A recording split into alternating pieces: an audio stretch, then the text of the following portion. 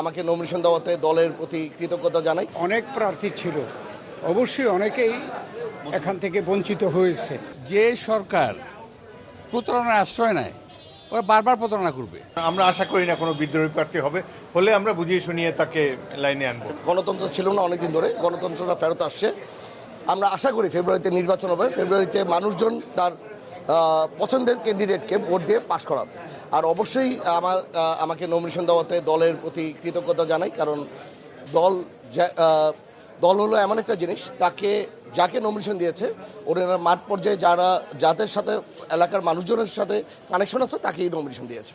এবার আমরা সবাই ঐক্যবদ্ধভাবে দলের যারা আছে তাদের সবাইকে নিয়ে আমরা একসাথে মিলে কাজ করি। আপনার এলাকাতে অনেক প্রার্থী ছিল, বিদ্রোহী যদি প্রার্থী হয় সেক্ষেত্রে না ইনশাল্লাহ কেউ আসলে সবাই আমরা দলের লোকজন, কেউ আমাদের প্রার্থী হবে এটা আমরা আশা করি না, কারণ আমরা সবাই একসাথে মিলেমিশে চলি, আমরা একসাথে মিলেমিশেই থাকবো সবসময়। মনোনয়নের ব্যাপারে যোগ্যতা এবং আমাদের যারা নেতা কর্মীরা এই গত 16 বছর নিজেরা কাজ করেছে, স্যাক্রিফাইস করেছে, তাদের মধ্য থেকে আমরা অগ্রাধিকার দিয়েছি। এবং আমাদের তো অনেক প্রার্থী ছিল, অবশ্যই অনেকেই এখান থেকে বঞ্চিত হয়েছে। দলের স্বার্থে আমরা আশা করি সকলে মিলে ঐক্যবদ্ধভাবে দলকে যাতে করে ভবিষ্যতে সফল করা যায় সে ব্যাপারে সকলে মিলেমিশে কাজ করব। বিদ্রোহী প্রার্থী হবে না এটা আমরা বিশ্বাস করি, কারণ দলের প্রতি সবাই মোটামুটি অনুগত। আর বিদ্রোহী প্রার্থী হওয়া স্বাভাবিক কিছু না, হতেও পারে, তো ওটা আমরা ঠিক করে নেবো আস্তে আস্তে। 1991 সালে জামাত ইসলামের আমিরকে আমি জামানত বাহাত্তর করে দিয়েছিলাম আল্লাহর রহমতে। তা আল্লাহর রহমতে প্রার্থী তো অফকোর্স শক্তিশালী নিঃসন্দেহে, তবে এইটা হলো একটা নির্বাচন দেশের জন্য, দেশের মানুষের জন্য, দেশের জন্য। সুতরাং এখানে জামাত না বিএনপির বড় কথা না, বিষয় হলো দেশটাকে আমরা কোন দিকে নিয়ে যাচ্ছি।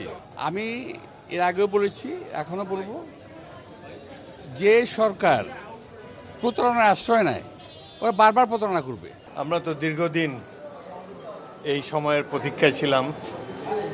দেশের জনগণ 16 বছর যাবৎ ভোট দিতে পারে নাই।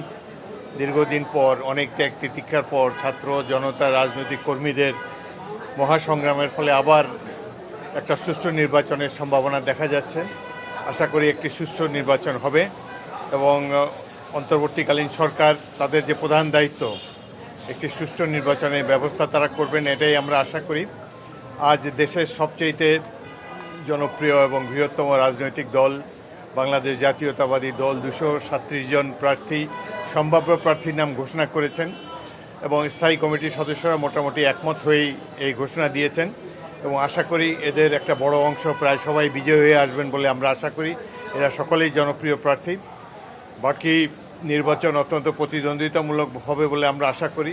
বাংলাদেশের নির্বাচন মানে উৎসব মুখর একটা নির্বাচন আমরা দেখতে চাই, সেজন্য আমরা অপেক্ষা করে আছি। অধিকাংশই শরিকদের জন্য আর দু একটি ব্যাপারে এত ক্লোজ কন্টেস্ট হচ্ছে, কিছু কিছু সদস্য প্রার্থী তারা অত্যন্ত অসুস্থ, তাদের ফিজিক্যাল কন্ডিশন দেখে তারপরে দেওয়া হবে। আমরা আশা করি না কোনো বিদ্রোহী প্রার্থী হবে, হলে আমরা বুঝিয়ে শুনিয়ে তাকে লাইনে আনবো। নবীন প্রবীণ মিলিয়েই তো আমাদের যাত্রা। রাজনীতিতে সবার প্রয়োজন আছে, তরুণদের উদ্যম যেমন প্রয়োজন, তেমনি অভিজ্ঞতাও অনেক প্রয়োজন।